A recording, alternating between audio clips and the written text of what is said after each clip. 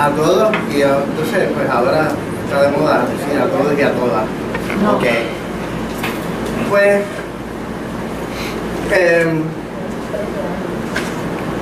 aquí la preparación, el grado académico, etcétera, no es relevante.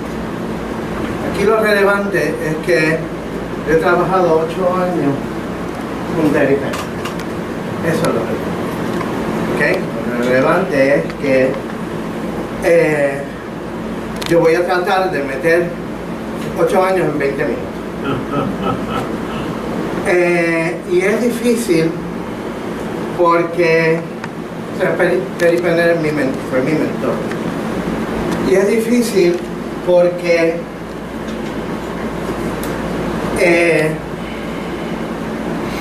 el punto de vista, la teoría de Terry Penner, que a propósito logró, se tardó mucho tiempo en ser aceptada. Este libro fue este libro y el artículo importantísimo en una colección de Blasto en Princeton sobre la unidad de la virtud, Sócrates y la unidad de la virtud, fueron sus primeras publicaciones. En este libro él se tardó años y pues tuvo la gentileza de en los reconocimientos pues de mencionarme. Así que en este libro yo estoy metido y estoy en notas al cárcel, etcétera. Y es muy difícil hasta hace poco conseguirlo porque solo no se conseguía en rústica, pues, y el libro costaba $450. Wow. No, además es un tema bien técnico, sumamente técnico. Ahí que me lo dedica y este es el nombre mío con mi sello de China, ¿verdad? Que dice Jardín. Ok, entonces es un tema muy técnico y está escrito en forma de diálogo y el interlocutor es un diálogo entre Platón y Gottlob Frege. Gottlob Frege es una de las figuras más importantes de la lógica matemática. Francamente, las computadoras no serían posibles sin Gottlob Frege, porque Gottlob Frege es el creador del lenguaje de la lógica de primer orden, que sirve de fundamento a la computación. Pero aquí ya hay una señal de que la visión de la lógica moderna y de la teoría de referencia moderna van a contrapelo de la visión de Penner. Y él tiene que convencer a Frege de que él tiene una teoría superior a la de Frege, que es la que predomina hoy en día. ¿Okay? Después veremos. Luego, de momento, él adquiere Luis. él adquiere pues más fama y pues aparece en todas en las ediciones más recientes. Esta es 2009, ensayo sobre la filosofía de Sócrates, también aparece en el Cambridge Companion to Plato, aparece estas nuevas perspectivas de Platón, modernas y antiguas, aparece. Aquí hay un libro que no traje, de Christopher Rowe y Penner, una traducción comentada del diálogo Lysis, y esto es bastante reciente, Sócrates, en donde el título precisamente de su ensayo. Este libro es del 2011, bastante reciente. Se llama Socratic Ethics and the Socratic Psychology of Action, a Philosophical Framework. ¿Okay? Así es que, a propósito, hay notas al alcance en este artículo, también y por eso es que creo que ahora le voy a decir la dificultad, otra dificultad. De nuevo, alguien me habló de Thomas Kuhn, a quien tuve el gusto de conocer y estar junto a él por 2 semanas.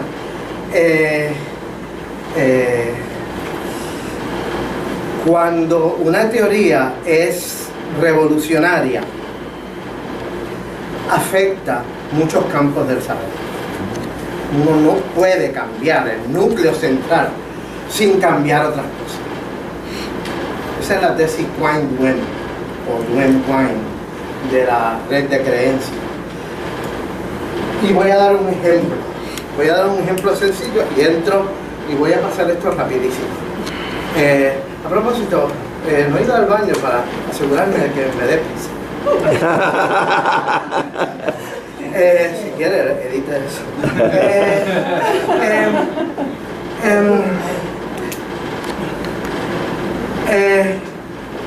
Mire, voy a decir algo análogo.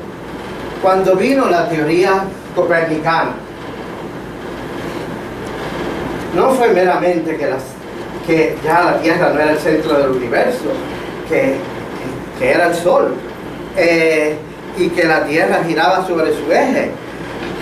Hay un problema grande. Eso no es el único cambio, es un cambio central. Pero entonces ahora tenemos estos problemas. Oye, eso quiere decir que nosotros cerca del Ecuador estamos girando a 2000 millas por hora, sí. ¿Y por qué no me despeino? ¿Ves? Ahora tengo que ir para allá y apretar algo allá. ¿Y por qué yo no salgo disparado? Fuerza centrífuga. Entonces tengo que tener una ley de gravedad. Después tengo que tener una ley de inercia para explicar por qué el disperso, porque la atmósfera va también.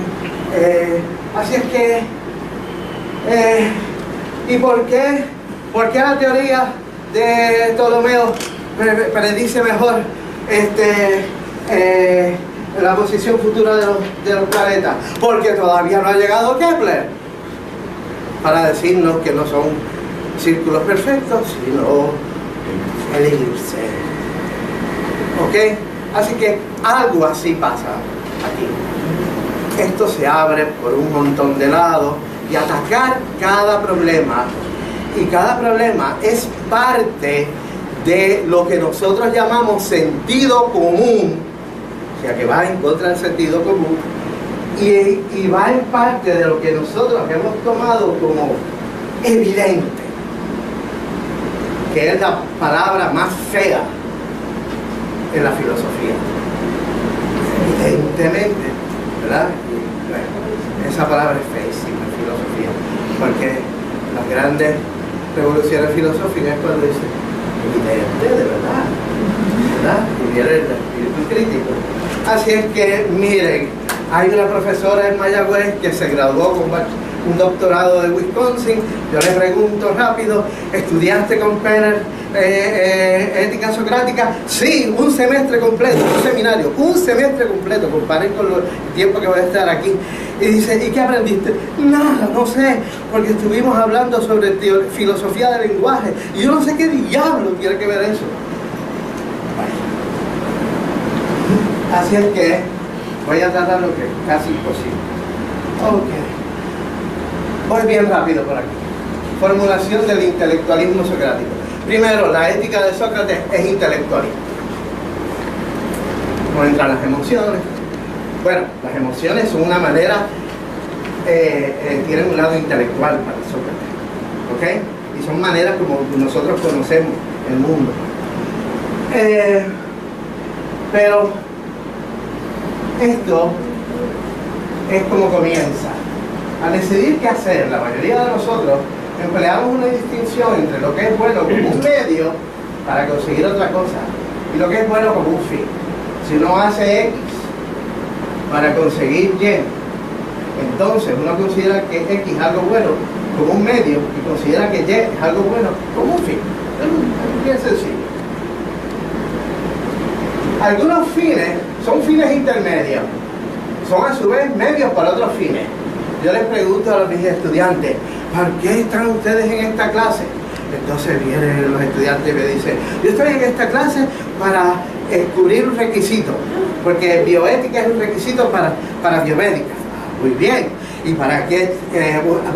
¿Para qué? Para el bachillerato. ¿Y para qué tú quieres el bachillerato? Porque quiero ir a escuela graduada para estudiar medicina. ¿Y para qué tú quieres ir? ¿Ves? Entonces los fines se convierten en medios hasta que llega, pues para ser feliz. Y entonces la tesis de Sócrates ya no tiene sentido. ¿Para qué quieres ser feliz? Pues llegaste al fin final. ¿Qué idea? Si hemos de evitar una sucesión infinita de medios, algunos fines tendrán que ser fines finales. Esto es, algunos fines tendrán que ser cosas buenas particulares, en vista de las cuales el resto de la progresión teleológica relevante, medios fines, constituyen fines finales. ¿Ok? Eso es. Esa es la cosa. Eso se le ocurrió a Sócrates, se le ocurrió a Platón, se le ocurrió a Aristóteles y como buen Boecio, la consolación de filosofía, siglo V después de Cristo, todo empeño de los mortales que se ejerce por el esfuerzo de múltiples afanes avanza por diferentes caminos, pero lucha por llegar a una sola meta, la felicidad. Ahí tiene, pues puedo presentarle aquí a la Aristóteles, Ética de Nicómaco.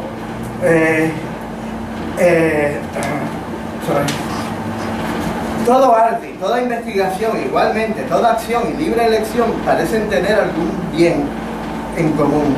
Por esto se ha manifestado con razón que el bien es aquello hacia lo cual todas estas cosas tienden. Sin embargo, es evidente que hay algunas diferencias entre los fines. ¿Okay? Así que, pero como hay muchas acciones, artes y ciencias, muchos también son los fines. Así es que él va a decir que si no queremos, y lo dice, pero no voy a buscar, si queremos parar un círculo que no tiene fin, pues uno de los fines tiene que ser fin final. ¿Ok? Así es que esto sale y en el Gorgias, Sócrates está dialogando con Polo y le dice que todo lo que, cuando hacemos algo no queremos lo que hacemos, sino aquello en vista de la cual hacemos lo que hacemos. Y después explicar que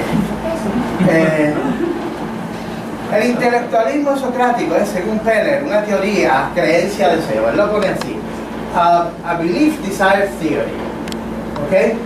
Diseñada para explicar toda acción voluntaria, porque lo que vamos a ver es que Sócrates no cree en la voluntad. ¿Ok? En la que la parte A del deseo consiste en un deseo de alcanzar el fin final, la mayor cantidad de felicidad a través de toda mi vida a partir de este momento. ¿Ok? Porque estoy aquí, no estoy en otra parte. ¿Ok? Y es la mayor cantidad que pueda. A propósito, no es una búsqueda de una felicidad perfecta como en Aristóteles, que es la contemplación. Aquí no lo hay. Es lo más que yo pueda conseguir de una buena vida. Entonces, los seres humanos no somos ostras. ¿Y qué quiere decir que no somos ostras? Que actuamos. Entonces, no es meramente un deseo de conseguir, de que venga hacia mí esa felicidad, sino de ejecutar la acción, la que sea. Esto es bien importante, en la que sea. En la que sea hace que el deseo esté generalizado. La que sea. En cierta manera es X, como si fuera una función X, yo no sé la que me lleva a alcanzar la mayor cantidad de felicidad a través de toda la vida a partir de ese momento. Sócrates, Platón y Aristóteles no solo creen que cada acción deliberada está generada por ese deseo, sino algo más fuerte, que para todos los humanos la felicidad es la misma, en todos los casos. Para todos nosotros la felicidad es la misma. ¿Ok? Pero no quiere decir que hay una sola felicidad, sino que su finalidad, su felicidad y la mía, pues pueden instanciarse de manera distinta. Por ejemplo, parte de la felicidad de Michael Jordan tuvo que ver con el baloncesto, pero en la mía no, definitivamente. ¿Ok? Platón y Aristóteles se apartan de Sócrates porque ellos creen que hay acciones acráticas, acciones generadas por deseos irracionales. Acuérdense que Sócrates es intelectualismo, y todo es racional. Como hambre, sed, sexo, por ejemplo. Yo tengo buenas intenciones, quiero hacer esto, pero entonces pasa y de momento tiro todo al diablo. Sócrates no cree en eso, no cree en acciones acráticas. Pero, claro, Sócrates tiene que explicar en su teoría acciones acráticas. Y esas son las acciones en donde hay inestabilidad de mis creencias, de la parte creencia, de deseo creencia, que mi creencia no es muy estable. ¿Ok? Voy a poner un ejemplito bien rápido porque ya casi he terminado. Y es lo siguiente. Pues mi padre, que murió hace pocos años, fue desde muy jovencito dado a fumar y a beber alcohol, y yo lo acompañé en el 90 en una crisis de delirium tremens en el hospital del Maestro. Entonces él llega a su casa, después sale al hospital, bota por el fregadero todas las bebidas, y de ahí en adelante, del 90 hasta que murió, que fue los otros días, hace como 3 años, ya a mí es el tiempo, y nunca bebió más. Entonces un día yo me olvidé de Sócrates y dije: contra, papi, tú tienes una gran fuerza de voluntad. Miren a Sócrates trabajando.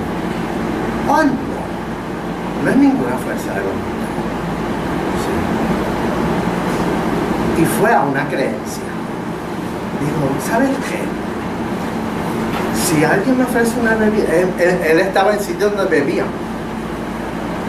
no le pasaba nada, no tenía la menor tentación. Dice: Harry, es que tú me ofreces un vaso de arsénico y es lo mismo. Eso es lo que yo creo. Y como yo no me voy a beber un vaso de arsénico y lo veo tan claro, yo no necesito fuerza de voluntad. Yo tengo una creencia firme de que eso es arsénico para mí. Y claro, él no necesita fuerza de voluntad. El único problema es que él no resistía que fumaran alrededor de él, no porque le daba tentación, sino porque ya el humo le molestaba. Por eso él abandonó seguir un rumbo romántico que él vio en un momento.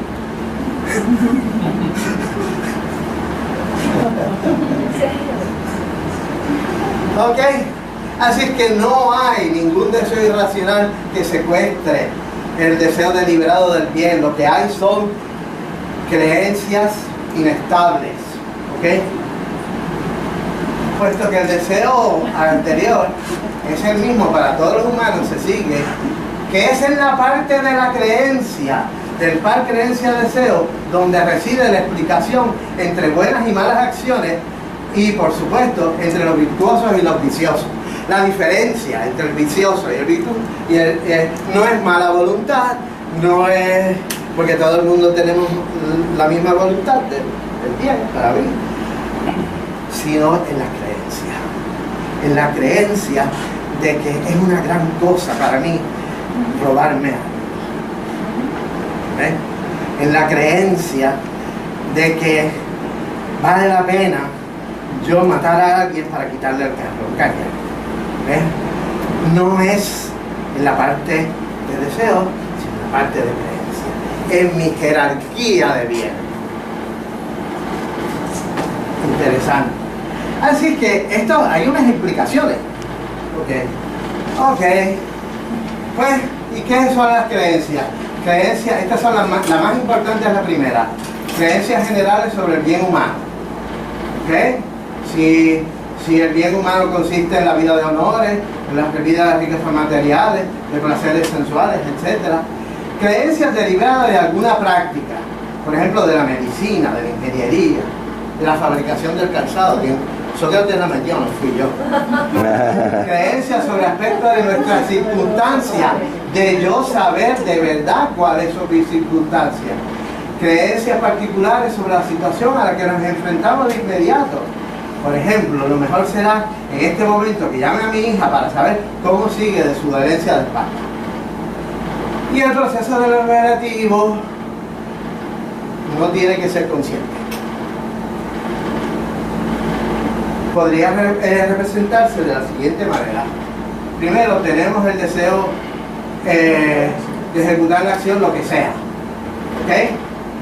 Segundo, el agente delibera considerando su red jerárquica, sus circunstancias particulares, sus prioridades, salud, seguridad, placeres, alimentos, el bien de los seres que le importan a la gente, etc.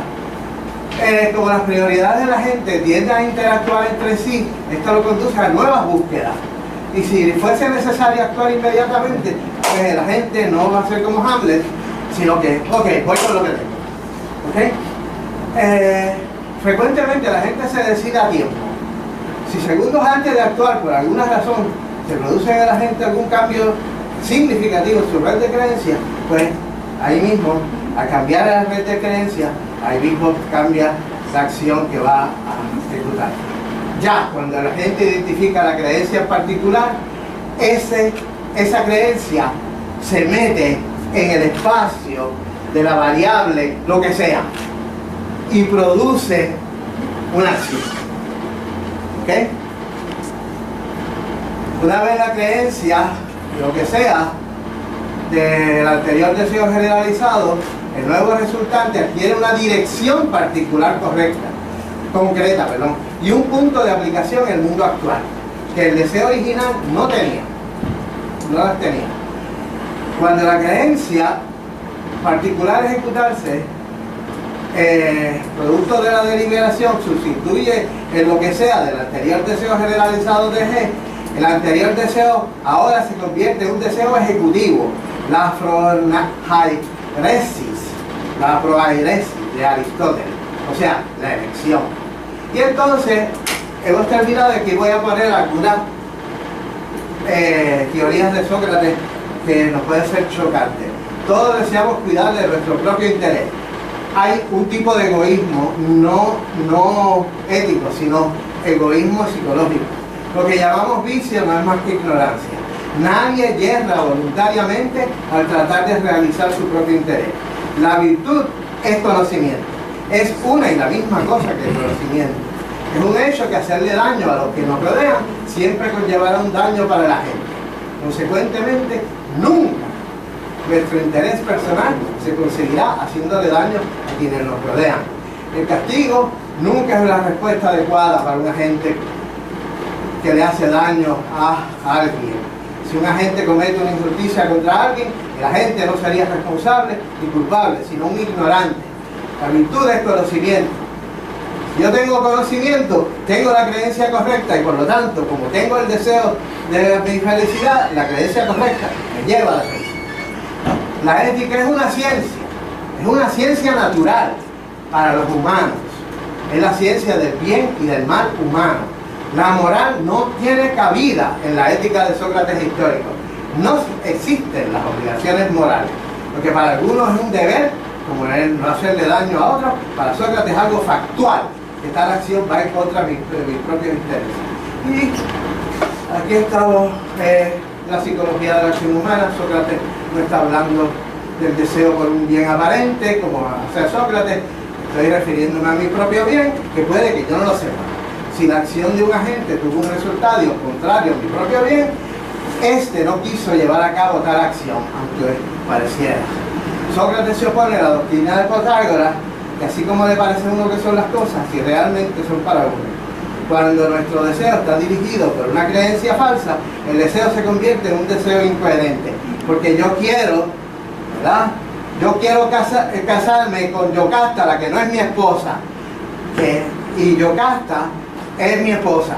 O sea, yo soy Edipo, yo quiero casarme con mi esposa, la que no es mi esposa. Digo, perdón, con Yocasta, que no es mi madre, pero que es mi madre. Así es que el deseo se vuelve incoherente. Sócrates no cree en proposiciones, así que la lógica se va al diablo para Sócrates. Esta negación de que Penner le imputa a la doctrina de Protágoras, esta es la última, la que luego constituirá el corazón del cogito de Descartes. Tiene la finalidad de evitar el divorcio entre nosotros y la realidad. Recordemos que sin Dios Descartes se queda permanentemente desunido del mundo exterior, y eso es lo que no quiere Sócrates. Sócrates quiere el referente real, no mi percepción de Yocasta. Yo quiero casarme con Yocasta, con todas sus cualidades conocidas y desconocidas, y aún para ella. Y entre las cualidades desconocidas es que es mi madre. Se acabó.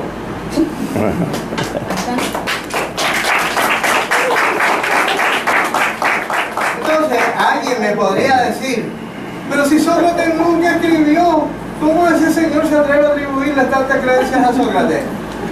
¿Quieren ver esta presentación? No. Así es que eso es parte de lo que hizo Penner, establecer que a Sócrates, que nunca escribió, se le pueden adjudicar creencias distintas a las de Platón. Y para eso necesitamos otro año. Tenemos, debido a que no consumió, ¿verdad?, el tiempo completo, por decirle para no consumió, porque no me corrió. Tenemos 12 minutos si quieren generar algún tipo de discusión, que yo sé que el profesor Javi Nieves con mucho gusto podrá.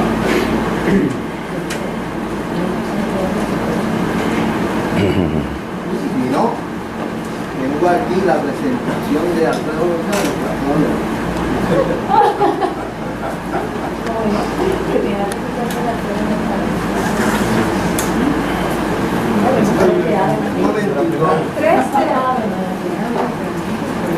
Ay, he perdido un papel bien importante. ¿Era de ciencia?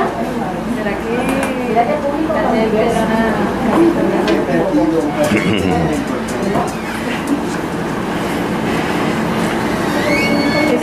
Bueno, adelante. Adelante. Bueno, pues Quedan 10. Harry, Estoy oyendo. yo puedo creer que Penner tiene razón en el establecimiento de la doctrina de Sócrates.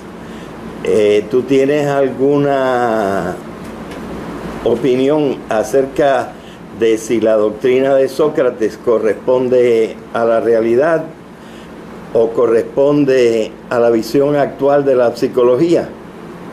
Bueno, voy a empezar por lo segundo, la visión actual de la psicología. Muchos psicólogos, no todos, muchos psicólogos creen que ese deseo general y la felicidad, ese fin final, no es necesario. Lo único que yo necesito es la sed, que es un deseo bruto, y mi percepción de que ahí hay agua, y ya yo me muevo. Pero Penner cree que no, porque yo, además de desear tomar agua, tengo otros deseos y tengo un montón de vías.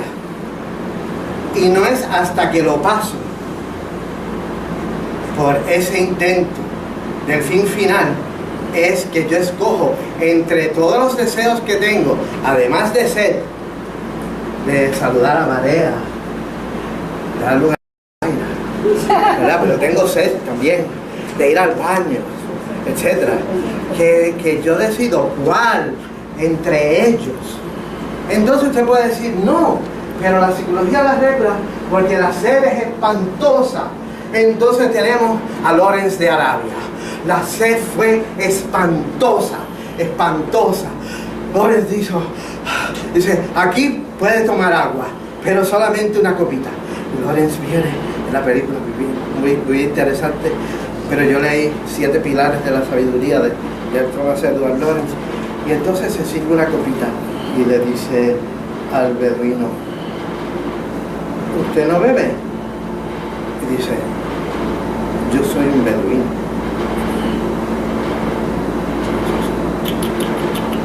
Devuelve el agua a la cantina.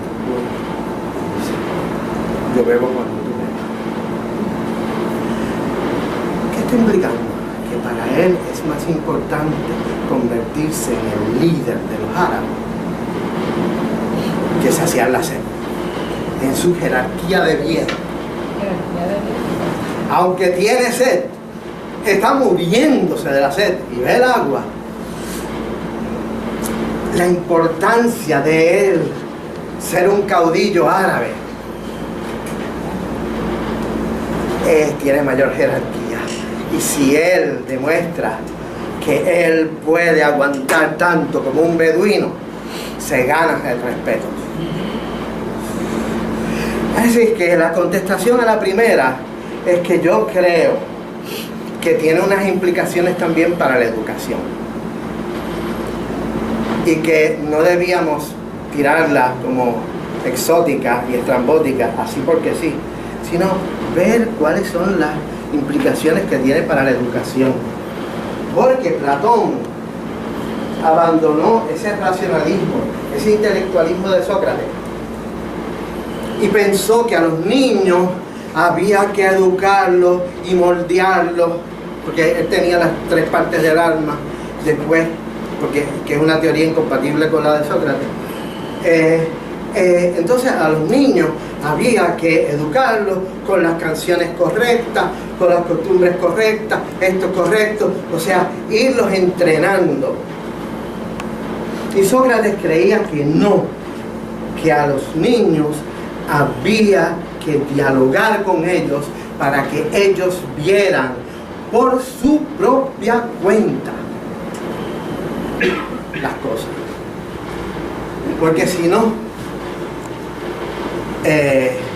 esa educación no sirve.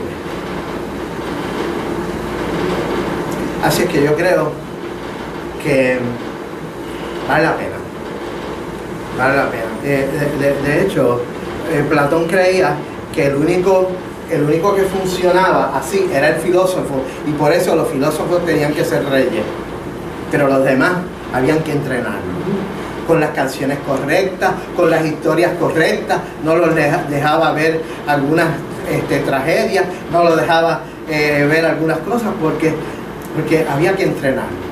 Era irracional. Entonces, pues, es más, Sócrates cree que a veces se yerra a propósito. Cuando uno es un maestro, a veces es conveniente cometer un error a propósito con la intención de que el estudiante diga, oh no, profesor, eso no es así. Y que el estudiante pues quiera. En esa ocasión uno está tratando de lograr el bien del estudiante. Entonces, lo último, el interés en uno mismo no quiere decir que los demás se van al diablo, ¿ok? Y por eso es que Kant pensó que lo único bueno era una buena voluntad. Pensó que no hay voluntad. A propósito, en neurociencia hay una persona en Harvard que escribió un libro que se llama The Illusion of the Conscious Will. Muy interesante. Que me gustaría ver cómo esas dos teorías pues funcionan. Entonces, para lo último, es extraño que una persona preocupada de su propio interés diga que él prefiere, si no tiene más remedio, sufrir una muerte injusta que causarla. Y él entiende que está persiguiendo su propio interés. Pero ese no es el egoísta de que yo primero y los demás que se chaven. Ese no es el tipo de egoísmo. Porque en mi felicidad está la felicidad de los que me rodean.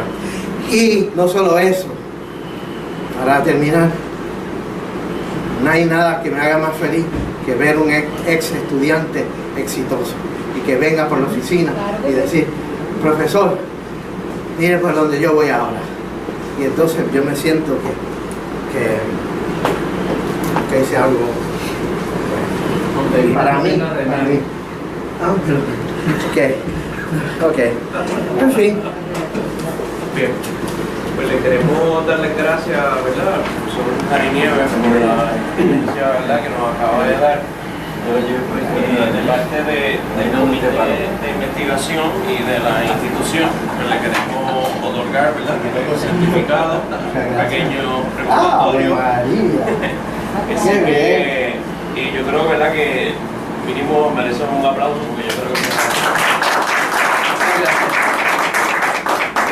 ahora ya pasaríamos al teatro general para que tengan su platito, empiecen a comer y podamos escuchar a Edwin Irizarry Mora. Entonces, es difícil porque Perry Penner fue mi mentor. Y es difícil porque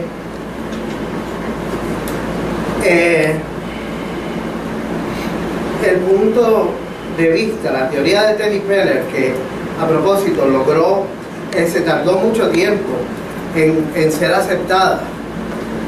Este libro fue este libro y el artículo importantísimo en una colección de Blastoff en Princeton sobre la unidad de la virtud, Sócrates y la unidad de la virtud, fueron sus primeras publicaciones. En este libro él se tardó años y pues tuvo la gentileza de en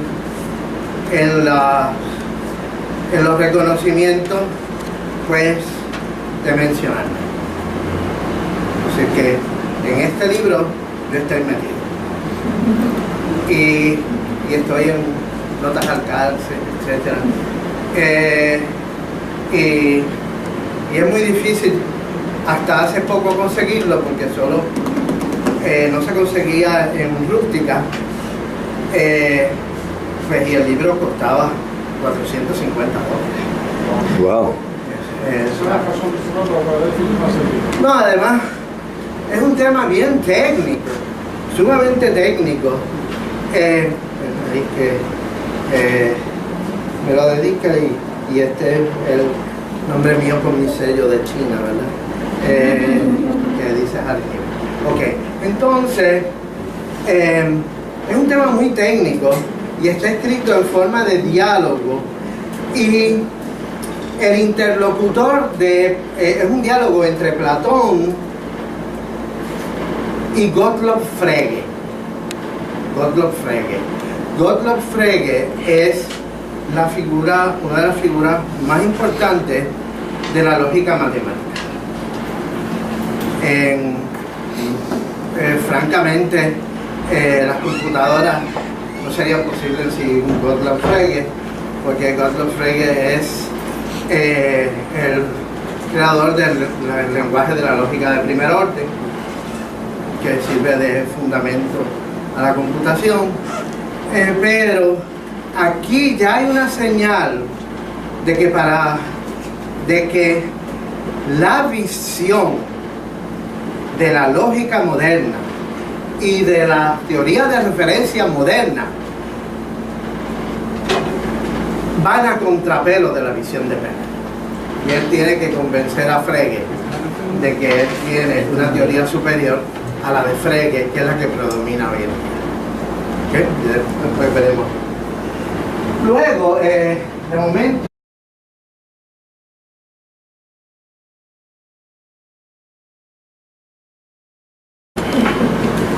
A todos entonces pues ahora está de moda decir a todos y a todas. No. Ok. Pues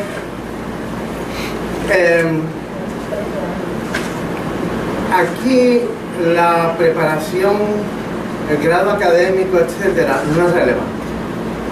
Aquí lo relevante es que he trabajado 8 años con Terry Penn. Eso es lo relevante. ¿Okay? Lo relevante es que yo voy a tratar de meter 8 años en 20 minutos. Y es difícil.